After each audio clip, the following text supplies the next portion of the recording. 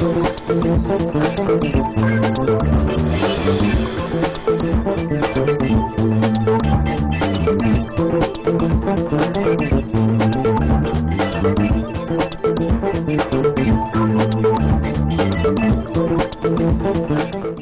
દર્શક મિત્રો, અતિથિમાં ફરી એકવાર આપનું સ્વાગત છે. દર્શક મિત્રો, અતિથિ કાર્યક્રમ એટલે એવો કાર્યક્રમ કે જે કાર્યક્રમમાં વિશિષ્ટ વ્યક્તિત્વ સાથે આપની મુલાકાત કરાવીએ છીએ. અને આજે અમારા સ્ટુડિયોમાં હાજર છે, કદાચ દર્શક મિત્રો યાદ હશે આપને, એક દશકા પહેલાનો જો સમય યાદ કરો તો એક સ્વદેશી અભિયાન સમગ્ર હિન્દુસ્તાનની અંદર એક વાઇબ્રન્ટ અભિયાન કહી શકાય તેવું અભિયાન ચાલ્યું હતું. અને જેના કારણે હિન્દુસ્તાનીઓ સ્વદેશી તરફથી જે ક્યાંક વળી ગયા હતા વિદેશી વસ્તુઓ તરફ, તેને પાછો લાવવાનો એક પ્રયત્ન કર્યો હતો, જે કહી શકાય કે મહાયજ્ઞ કર્યો હતો, જેમણે राजीव दीक्षित जी. राजीव जी हमारी साथ स्टूडियो में आ जाओ. राजीव जी आपका स्वागत है. राजीव जी, सबसे पहले तो पूछना चाहूंगा कि कहाँ गुम हो गए थे राजीव जी? तरस रही थी आंखें राजीव जी को देखने के लिए. स्वदेशी की बात, जो नशा आपने मतलब चढ़ाया था, खास करके बोलूं, हर एक इंसान उस वक्त 92, अगर मैं गलती नहीं करता हूं तो 1992 से आपका अभियान शुरू हुआ था. कहाँ चले गए थे राजीव जी? मैं कहीं नहीं चला गया था, यही भारत में था. बस इतना ही था कि ये अभियान हमने गुजरात से शुरू किया था जी. 1992 से 1996, 97, 98 तक गुजरात, महाराष्ट्र, राजस्थान, पश्चिम भारत में बहुत ज्यादा केंद्रित था, तो इसलिए मेरा आना जाना बहुत ज्यादा था. पिछले कुछ 7-8 साल में दक्षिण भारत में चला गया, कर्नाटक, आंध्रा, तमिलनाडु, केरल, तो इसलिए इस तरफ आना जाना मेरा कम हो गया. तो इसलिए आपको लगता है कि गुम हो गया. मैं गुम नहीं हुआ, इसी भारत में था. अभी समस्या ये है कि भारत बहुत बड़ा देश है जी. इतना बड़ा देश है कि यूरोप जैसे 20-25 देश इसमें समा जाए. तो इसलिए कभी एक इलाके में अभियान ज्यादा होगा तो दूसरे में थोड़ा कम होगी. और ये चीज भी ऐसी नहीं है कि सिर्फ लकड़ी घुमाई और जाके परिवर्तन आ जाता है. वक्त लगता है, ग्राउंड नेटवर्क भी इतना बहुत जरूरी होती है, क्योंकि इतने सालों से जो कहीं ना कहीं स्तर जमा हुआ है, विदेशी अटैक, आक्रमण जो हुआ था, विदेशी चीजों का, विदेशी संस्कृति का, सडनली 1-2 सेकंड में तो चेंज नहीं हो सका, 1-2 वीक में भी चेंज नहीं हो सकता. क्या बेसिक फंडा, अगेन लोगों को मैं याद दिलाना चाहूंगा. दर्शक मित्रों, आपने बतावी दूं કે ખાસ કરીને અત્યારની જનરેશન છે, આ 17-18 યર્સના આ યુથને કદાચ ખ્યાલ નહીં હોય કે 92 to 96 જે પ્રમાણે અભિયાન ચલાવ્યું હતું, તેની અંદર રાજીવજીએ બિલકુલ એક ક્રાંતિ કરી હતી. અને ઘણા બધા લોકોએ એમનું વક્તવ્ય સાંભળ્યા બાદ અને લોજિકલ જેમણે આર્ગ્યુમેન્ટ કર્યા હતા તેના બાદ ઘણા બધા લોકોએ વિદેશી વસ્તુઓનો ત્યાગ કર્યો હતો. अगेन मैं बात पे आता हूँ कि क्या फंडामेंटल जो खास करके आपके जो आर्ग्यूमेंट्स थे, क्या थे बेसिकली? हमारा सबसे बड़ा आर्ग्यूमेंट ये है कि आजादी मिलने के बाद इस देश में अंग्रेजी, अंग्रेजियत और विदेशी के प्रति मोह क्यों होना चाहिए. आजादी के पहले हम अंग्रेजियत में फंसे हुए थे, ठीक है. आजादी के पहले हम मजबूर थे, अंग्रेजी सामान इस देश में ज्यादा बिकता था, क्योंकि नीतियां इस तरह की बना रखी थी अंग्रेजों ने कि भारत में अंग्रेजी माल जो है वो टैक्स फ्री होगा और स्वदेशी माल पे टैक्स होगा. तो इसलिए ज्यादा अंग्रेजी माल बिकता था. तो सारे क्रांतिकारियों का एक सपना था कि आजादी जैसे ही मिलेगी तो ये अंग्रेजी माल मिलना तो बंद हो जाएगा, भारत में स्वदेशी की तरफ हम बढ़ेंगे. लेकिन आजादी मिलने के 62 साल के बाद भी हालत वही है. पहले एक ईस्ट इंडिया कंपनी का माल बिकता था, अभी 4500 विदेशी कंपनियों का माल बिक रहा है. तो इसलिए हमारा तो लॉजिक ये है कि भाई आजादी आई है तो उसको सही अर्थों में आजादी स्थापित होनी चाहिए और स्वदेशी की तरफ देश को बढ़ना चाहिए. तो हमारा ये मानना है कि फालतू में विदेशी सामान खरीद कर हम लाखों करोड़ रुपए अपना भेजते ही रहे विदेश को. जो अंग्रेजों के जमाने में जाता था आज भी वही जाए. मैं आपको कुछ आंकड़ों में बताऊं तो अंग्रेजों मुझे बिल्कुल वही रस है, क्योंकि राजीव दीक्षित जी के जब वक्तव्य चलता हो और आंकड़े नहीं आए तो कुछ कमियां लगेगी. बताइए. अंग्रेजों के जमाने में ईस्ट इंडिया कंपनी के ऑफिशियल फिगर्स है कि वो हर साल यहाँ से 70 करोड़ रुपए लेके जाते थे. ये रुपए में मैं बात कर रहा हूँ तब जब 300 गुने से ज्यादा रुपए में इन्फ्लेशन आ चुका है, तब से लेके आज तक. तो अगर वो इन्फ्लेशन को साथ में रखें तो मान लीजिए 21,000 करोड़ रुपए के आसपास वो लेके जाते थे साल में. अब आजादी के 62 साल के बाद करीब 2-2.25 लाख करोड़ रुपए बाहर जा रहे हैं. तो उल्टा हो गया मामला. आजादी के पहले हम ज्यादा स्वदेशी थे, आजादी के बाद ज्यादा विदेशी हो गए. तो हमको स्वदेशी की तरफ जाना है. ये हमारा सबसे बड़ा लॉजिक है कि अपना पैसा बाहर क्यों जाना चाहिए, और वो भी ऐसी चीज वस्तुओं को खरीदी करके जो हम बनाते हैं। राजीव जी, कई बार आपके ऊपर आक्षेप भी लगता है कि हिंदुस्तान की जो बड़ी कंपनी है, खास करके इंडियन कंपनीज है, उनके एजेंट है राजीव दीक्षित। अगर ये आरोप लगता है तो मुझे तो बहुत खुशी है, क्योंकि हिंदुस्तानी कंपनियों की अगर वकालत मैं नहीं करूंगा तो कौन करेगा। चलो, बहुत अच्छे। अगर विदेशी चीज के आप खिलाफ है, विदेशी संस्कृति के आप खिलाफ है, विदेशी चीजों जिस तरह से ग्लोबलाइजेशन हो रहा है राजीव जी, कहीं ना कहीं लगता है कि आउट ऑफ डेट बात ये लगती है। स्वदेशी चीजों का जो भी उपभोक्ता है वो स्वदेशी चीजों का इस्तेमाल करे, लेकिन जिस तरह से ग्लोबलाइजेशन हुआ है, एक कंट्री दूसरे कंट्री को मदद भी कर रहा है, कहीं ना कहीं टेक्नोलॉजी का ट्रांसफर भी होता है। हिंदुस्तान की टेक्नोलॉजी बाहर जाती है, बाहर की टेक्नोलॉजी यहाँ आती है। क्या आपको लगता है कि ये बेसिक फंडामेंटल कहीं गलती है? एक जमाने में ये लॉजिक सही था, जिस तरह से आज ग्लोबलाइजेशन इतनी मतलब इतना बड़ा ब्रॉड वे में अगर फैल रहा है, उस वक्त कहीं ना कहीं हमको ये बिल्कुल ये हमारी जो टिपिकल डिमांड है सिर्फ स्वदेशी, उसमें कहीं कॉम्प्रोमाइज करना चाहिए। Do you feel that? नहीं, मेरा ऐसा मानना है कि ग्लोबलाइजेशन के समय में भी स्वदेशी की बहुत जरूरत है। मैं आपको एक ताजा उदाहरण देता हूँ। अमेरिका की अर्थव्यवस्था पूरी तरह से ध्वस्त हो चुकी है इसी ग्लोबलाइजेशन के कारण, और यूरोप की अर्थव्यवस्था भी ध्वस्त हो चुकी है। यूरोप और अमेरिका में इतना बड़ा रिसेशन है जो 1930 के बाद कभी आया नहीं। अब तो वो रिसेशन ही नहीं है, वो डिप्रेशन में कन्वर्ट हो गया है। अब अमेरिका में जानते हैं क्या हो रहा है? स्वदेशी की बात हो रही है। बराक ओबामा जो राष्ट्रपति चुनकर आए हैं अमेरिका में, वो तो स्वदेशी के नारे पे चुन के आए हैं। उनका नारा पता है क्या है? Be American buy American. Europe के देशों में ये नारा चल पड़ा है, be French and buy French. France में चल रहा है, be German and buy German Germany में चल रहा है। डच लोग अपना इसी तरह का स्वदेशीकरण का काम कर रहे हैं। तो दुनिया के जो देश जो पहले ग्लोबलाइजेशन में चैंपियन माने जाते थे, अब उनको स्वदेशी की तरफ आना पड़ रहा है, क्योंकि उनकी अर्थव्यवस्था खत्म हो चुकी है। हम ये गलती ना करें ग्लोबलाइजेशन में अपनी अर्थव्यवस्था को खत्म करने का। और मेरा ये मानना है कि अगर अमेरिका में बी अमेरिकन बाई अमेरिकन चल रहा है, तो भारत में क्यों नहीं चलना चाहिए बी इंडियन बाई इंडियन? क्योंकि हमारी अर्थव्यवस्था भी धीरे धीरे ध्वस्त होने की तरफ बढ़ जाएगी अगर हम इस ग्लोबलाइजेशन को रोकेंगे नहीं, इसको चेक नहीं करेंगे। ग्लोबलाइजेशन को रोकने की बात करें, लेकिन यहाँ मैं आपके वाणी प्रवाह को थोड़ा रोक रहा हूँ क्योंकि वक्त हो गया है ब्रेक का। दर्शक मित्रों, बात करीશું राजीव दीक्षित સાથે, પરંતુ એક નાનકડા વિરામ બાદ।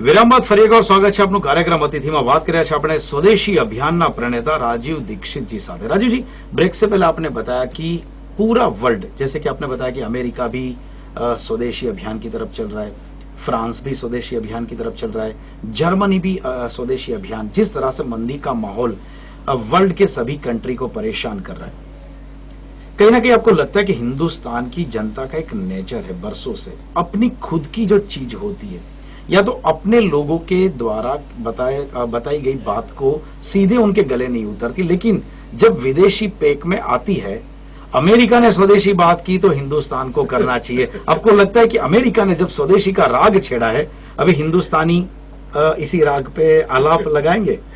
मुझे ये कहते हुए अफसोस है कि भारत में कई बार ऐसा होता है, क्योंकि राजीव जी की बात मानी नहीं मानी, लेकिन ओबामा ने कहा तो अभी माननी पड़ेगी।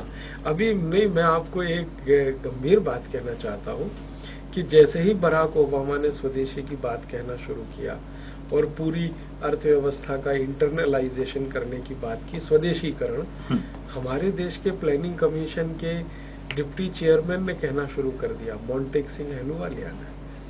मोंटेक सिंह अहलूवालिया ने अभी थोड़े दिन पहले स्टेटमेंट किया, जो हमारे यहाँ प्लानिंग कमीशन में डिप्टी चेयरमैन है, कि भारत को भी अब स्वदेशी के रास्ते पे ही चलना पड़ेगा। और ये वही व्यक्ति हैं जिनके बारे में मैं आपसे बताऊं, 1991 में इन्होंने कहा था कि राजीव दीक्षित जैसे लोग गद्दार हैं जो स्वदेशी की बात करते हैं। अच्छा, उनका स्टेटमेंट बदल गया। हाँ। अब 1991 में मोंटेक सिंह अहलुवालिया ग्लोबलाइजेशन के बहुत बड़े चैंपियन थे इस देश में। अब 2009 में कह रहे हैं कि भारत को भी स्वदेशी के रास्ते पे चलना पड़ेगा। इतना बड़ा परिवर्तन इनमें कैसे आ गया? वो बड़ा कारण है बराक ओबामा। वो जो आप कह रहे हैं ना, जब विदेश में होता है तो यहाँ भी लोगों की थोड़े से दिमाग बदलते हैं, तो ये एक कारण है। ये शायद हमारे देश में पढ़े लिखे वर्ग का एक बड़ा खराब। लेकिन राजीव जी, जिस तरह से आक्रमण रहा है, क्या लगता है कि this is easy to change? पूरी सोसाइटी का एक थॉट प्रोसेस चेंज करना। और मुझे मालूम है कि 92 से आपने जो अभियान शुरू किया था, मैं अगेन बोलता हूँ कि क्रांति की शुरुआत आपने की थी, कितनी सफलता मिली और क्या आप सेटिस्फाइड है अपने जो भी प्रयास था उससे? पूरा सेटिस्फाइड तो नहीं हूँ, लेकिन फिर भी थोड़ा आंशिक रूप में तो हूँ ही। हमें जो सफलता मिली है, अगर हम प्रतिशत पे बात करें तो 20 से 25% हमें सफलता मिली। राजीव जी, अगेन मैं आंकड़ों पे आ जाता हूँ। जिस तरह से विदेशी चीजों का आप 92 में जब आपने अभियान शुरू किया था, मुझे मालूम है कि आपने टारगेट बनाया था सॉफ्ट ड्रिंक बनाने वाली कंपनी को, स्पेसिफिक आप फिगर्स देते थे। क्या ये सही में लॉजिकली फिगर एग्जैक्ट क्या है, कितना नुकसान हो रहा है इस कंट्री को? देखिए, सीधा सा है, हमने जो सॉफ्ट ड्रिंक बनाने वाली कंपनियां हैं उनकी बैलेंस शीट इकट्ठी की है पिछले 21 साल की। जब से वो भारत में आए हैं तब से हमने उनकी बैलेंस शीट इकट्ठी की है। उससे पता चलता है कि एक बोतल वो 70 पैसे में बनाते हैं और बाजार में आराम से 12 रुपए की बिक जाती है। और पानी जो है वो हिंदुस्तान का है, वो अमेरिका से नहीं आता, यहीं का पानी है। अमेरिका से वो एक कंसंट्रेट लेके आते हैं जो पानी में मिला के हमको दे देते हैं। उस कंसंट्रेट में कुछ केमिकल्स हैं, सोडियम मोनोग्लूटामेट है, पोटेशियम सॉर्बेट है, कई बार ब्रोमिनेटेड वेजिटेबल ऑयल मिला है, फिर मिथाइल आइसोसाइनेट जैसी चीज़ें जो बहुत ही गंभीर मानी जाती हैं, बहुत सीरियस हैं। ऐसी कई खराब चीज़ें जो हमारे शरीर को नपुंसक बना सकती हैं, कैंसर का शिकार बना सकती हैं, वो उनमें मिले हैं। हमारे देश की 2 बड़ी प्रयोगशालाओं ने जांच किया तो पता चला कि हिंदुस्तान की सॉफ्ट ड्रिंक बनाने वाली 2 बड़ी अमेरिकन कंपनियों के सभी ब्रांड में खतरनाक स्तर तक पेस्टिसाइड मिला है। टॉक्सिक जो टॉक्सिन्स हैं जो हमारे शरीर को खत्म करते हैं वो भी मिले हैं। अच्छा, उन्हीं कंपनियों के हमने यूरोपियन ब्रांड मंगाए, अमेरिकन ब्रांड मंगाए, तो वहां पर बहुत सेफ है। वहाँ का जो पीएच लेवल है सॉफ्ट ड्रिंक का अमेरिका का, वो करीब करीब आप समझ लो 6.5 के आसपास है, 6.5 6.8। और हिंदुस्तान में जो पीएच लेवल है वो 2.4 है। अब 2.4 पीएच तो एसिड का होता है, जो हम टॉयलेट साफ करने के लिए एसिड इस्तेमाल करते हैं उसका पीएच 2.4 होता है, और यहाँ पेप्सी कोक का पीएच 2.4 है। तो ये जो गंभीर बात है, इसके लिए हमने सुप्रीम कोर्ट तक लड़ाई लड़ी है।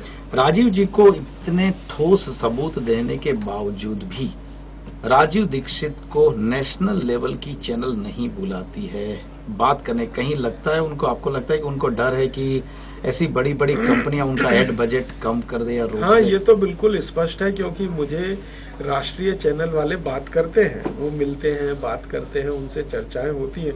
वो कहते हैं मुझसे कि राजीव भाई आपकी बातें तो सब सही है, लेकिन हम दिखा नहीं सकते। मैं पूछता हूँ भाई क्या प्रॉब्लम क्या, जब तुम्हें लगता है कि बातें सही? वो कहते हैं कि आप जितनी कठोर भाषा में बोलते हैं और सीधे जो अटैक करते हैं मल्टीनेशनल पे, हमारा तो बड़ा बजट उन्हीं के हिस्से का है।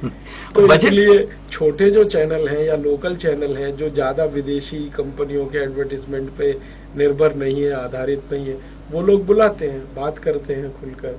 ओवरऑल अगर इकोनॉमी की बात करें, हिंदुस्तान का जो इकोनॉमी है उसके ऊपर विदेशी कंपनियों का कितना होल्ड रहेगा और कितना पैसा, कितनी पूंजी हमारी विदेशों में विदेशी कंपनियां ले जाती हैं? हमारे देश में एक सेक्टर है जिसको FMCG सेक्टर कहते हैं, फास्ट मूविंग कंज्यूमर गुड्स जिसको कहते हैं, घरेलू सामान। इसमें तो सबसे ज्यादा विदेशियों का पूरा कब्जा हो गया है। बाकी कुछ सेक्टर हैं जिसमें ज्यादा विदेशी कंपनी नहीं आ पाई है, जैसे सीमेंट इंडस्ट्री है जी, स्टील इंडस्ट्री है, जो हमारी मेगा इंडस्ट्रीज हैं, बड़ी इंडस्ट्रीज हैं, उसमें तो इतना दखल नहीं है।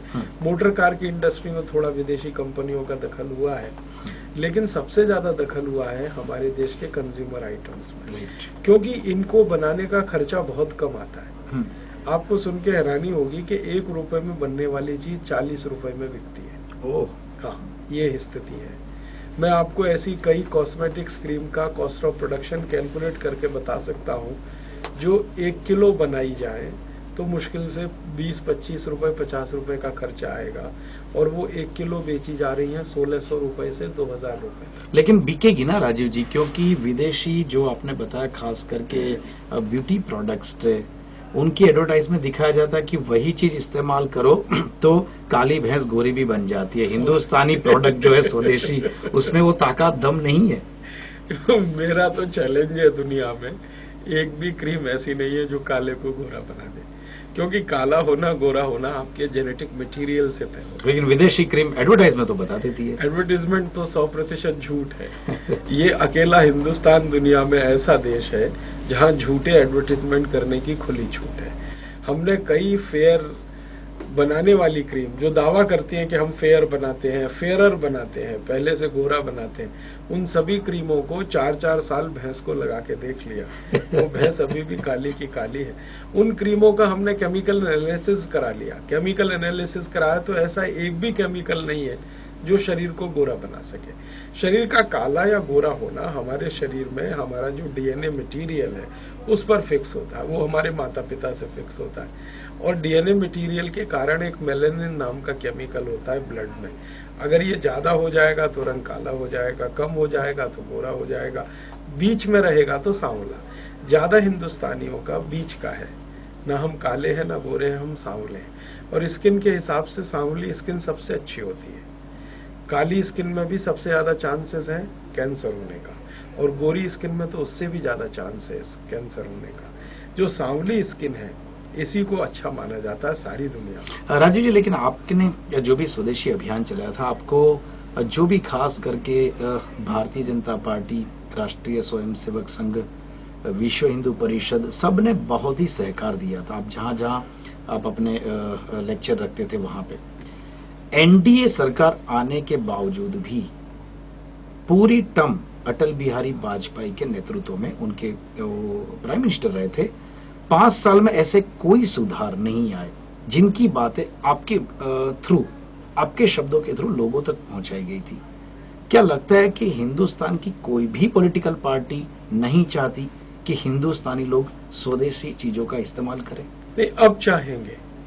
पहले तो आपने जो बताया 1992 से जो दौर शुरू हुआ ग्लोबलाइजेशन का, उसमें तो किसी राजनीतिक पार्टी की हिम्मत ही नहीं थी स्वदेशी की तरफ जाने की। सत्ता के बाहर रहने पर उन्होंने स्वदेशी की बात की, लेकिन सत्ता मिलते ही उन्होंने विदेशियों के लिए दरवाजे खोले, क्योंकि वो दौर ऐसा था। अब उस दौर का दुष्परिणाम हमने देख लिया है, और हमने ही नहीं देख लिया, अमेरिका और यूरोप ने भी देख लिया। तो अब आने वाले समय में आप देखेंगे कि राजनीतिक पार्टियां खुशी के साथ स्वदेशी की तरफ बढ़ेंगी। अभी तो डॉक्टर मनमोहन सिंह स्वदेशी की बात करने लगे। उनका एक सीरियस स्पीच हुआ इस देश में अभी थोड़े दिन पहले, बड़ा कार्यक्रम था। ये फिक्की का और ये जो एसोसिएशन होते हैं ना, इसमें उन्होंने स्वदेशी की बात कर डाली। वो कहने लगे अब महात्मा गांधी के अलावा कोई रास्ता नहीं है हमारे पास, और महात्मा गांधी का मतलब आपको अभी उम्मीद है कि आने वाली जो भी सरकार होगी, आने वाले 5-10 सालों में ऐसे स्टेप्स लिए जाएंगे जो कि स्वदेशी प्रोडक्ट के लिए लाभ करता होंगे? नहीं, मैं 5-10 साल की बात नहीं कर रहा हूँ। आने वाले 50 साल तक इस देश की पॉलिटिक्स स्वदेशी के इर्द गिर्द घूमेगी। ठीक है, thank you very much Rajiv ji. અહીંયા અગેન यहाँ मैं रोकूंगा। दर्शक મિત્રો, ફરી એકવાર સમય થયો છે નાનકડા વિરામનો। વિરામ બાદ વાત ચાલુ રાખીશું રાજીવ દીક્ષિતજી સાથે।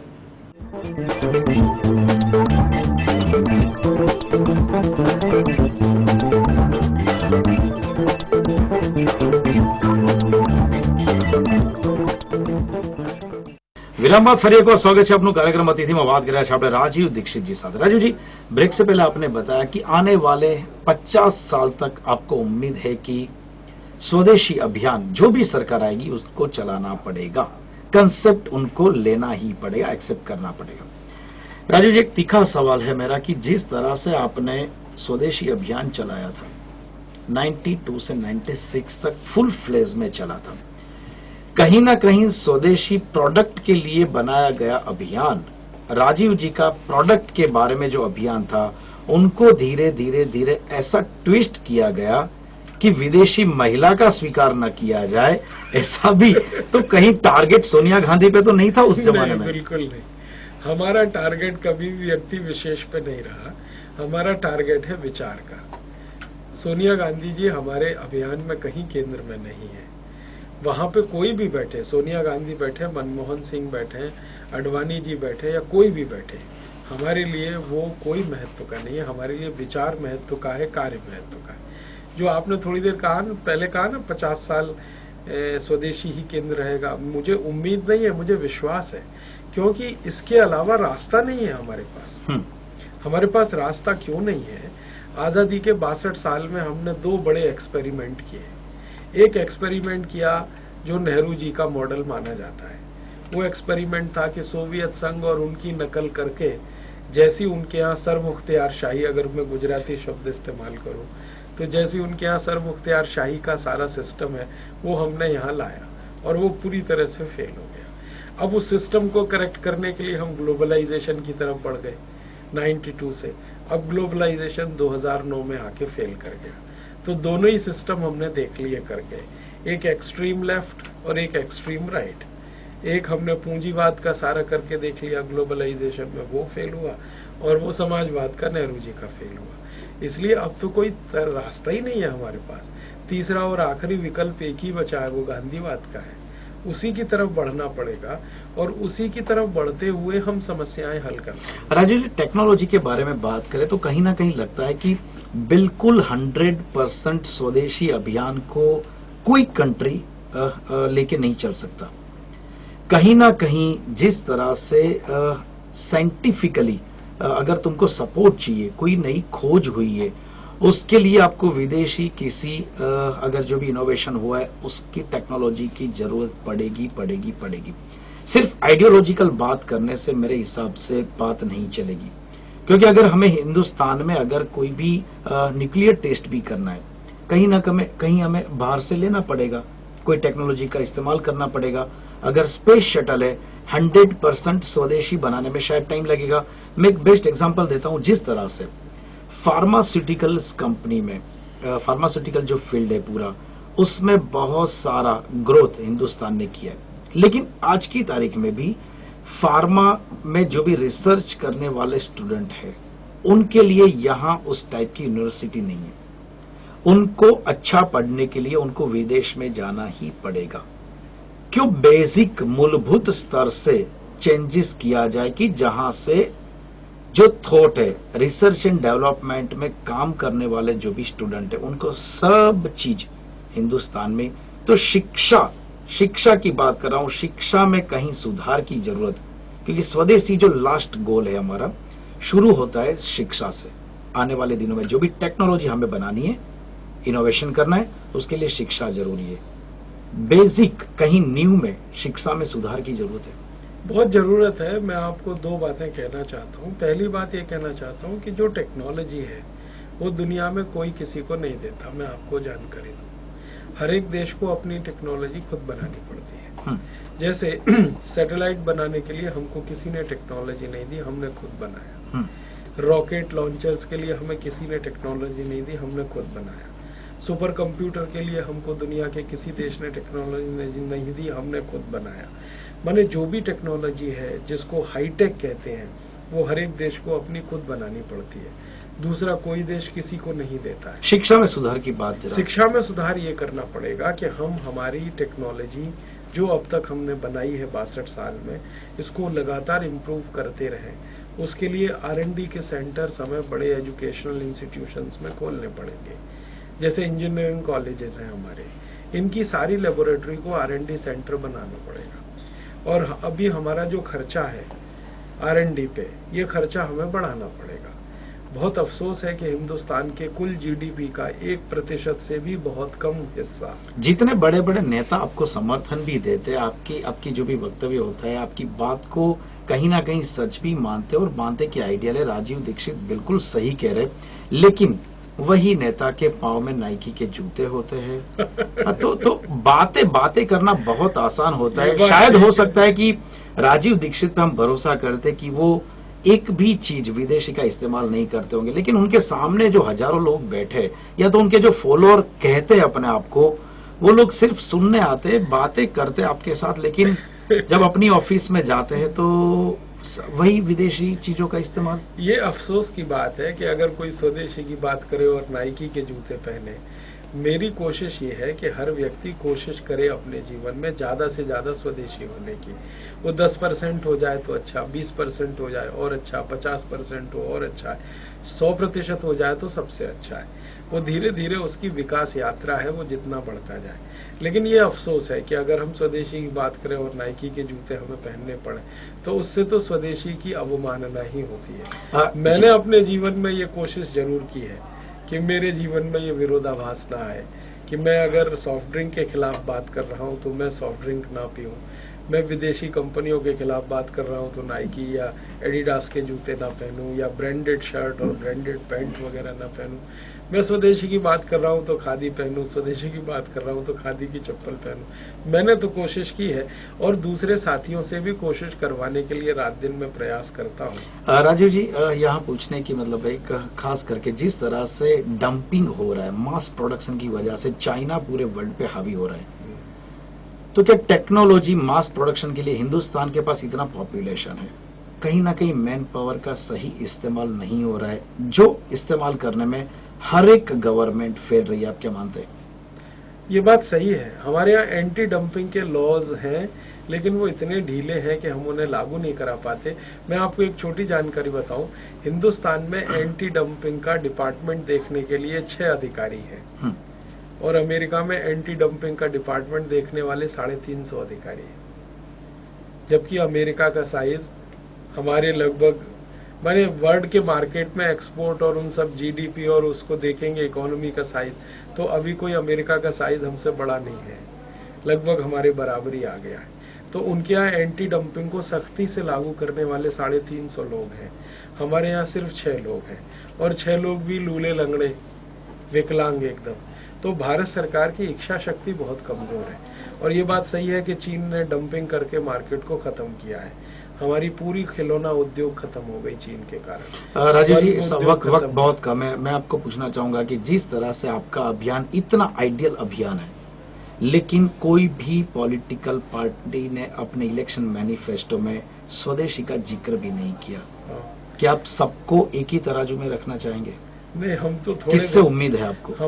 हम थोड़े दिन में ऐसी परिस्थिति बना देंगे कि हर राजनीतिक पार्टी के मैनिफेस्टो में सबसे पहला मुद्दा यही। इस चुनाव की बात कर रहे हैं आप? नहीं, अगले चुनाव की बात कर रहे हैं। यानी क्या सोच सकते हैं कि राजीव दीक्षित खुद का एक कोई पॉलिटिकल पार्टी लेके आए या तो किसी पार्टी में जुड़ना चाहते हैं? नहीं, ना मैं खुद का पार्टी लाऊंगा ना कोई पार्टी में जुड़ूंगा, लेकिन समाज की तरफ से इतनी ताकत के साथ स्वदेशी के मुद्दे को स्थापित करूंगा कि हर राजनीतिक पार्टी के लिए वो पहला एजेंडा बने। राजीव जी, लास्ट क्वेश्चन की आपको क्या लगता है कि जिस तरह से आप विदेशी हर एक चीज को आप बुरी बता रहे हैं, या तो हिंदुस्तान के लिए अच्छी बात नहीं है, लेकिन विदेशी हर एक चीज में से कौन सी चीज आपको पसंद है? कुछ उनकी जो एटिकेट्स हैं, मैनर्स हैं, वो कुछ काम के हैं। जैसे बहुत सारे देश हैं जो स्वच्छता पसंद है, साफ सुथरे एकदम बढ़िया तरीके से। भारत में वो हो तो अच्छा है। समय की पाबंदी बहुत है कई देशों में, अनुशासन उनके यहाँ बहुत अच्छा है। तो ये चीजें तो ठीक है, प्रोडक्ट्स उनके अच्छे नहीं है। कहीं फाइन समझ गया कि कहीं ना कहीं विदेशियों की जो एटीट्यूड है वो हमें ग्रहण करनी चाहिए, नहीं कि सिर्फ कोई प्रोडक्ट, स्वच्छता अपना, अनुशासन अपने, लेकिन कोई प्रोडक्ट हो सके उतना अवॉइड करिएगा। Thank you very much Rajiv ji, वक्त देने के लिए बहुत बहुत शुक्रिया। दर्शक મિત્રો, આથી વાત સ્વદેશી અભિયાનના પ્રણેતા રાજીવ દીક્ષિતજીને તેમનો પૂરો વિશ્વાસ છે કે આવનારા દિવસોમાં જરૂરથી તેમના અભિયાન દ્વારા હિન્દુસ્તાનના દરેકે દરેક નાગરિકો અને ખાસ કરીને રાજનેતાઓ એવા એક સ્ટેજ પર આવશે કે જ્યારે હિન્દુસ્તાનમાં સ્વદેશી જે પણ વસ્તુઓ છે તેનો પ્રભાવ મળશે. ફરી મળીશું નેક્સ્ટ એપિસોડમાં એક નવા અતિથિ સાથે. ત્યાં સુધી આપસો નમસ્કાર. Thank you very much.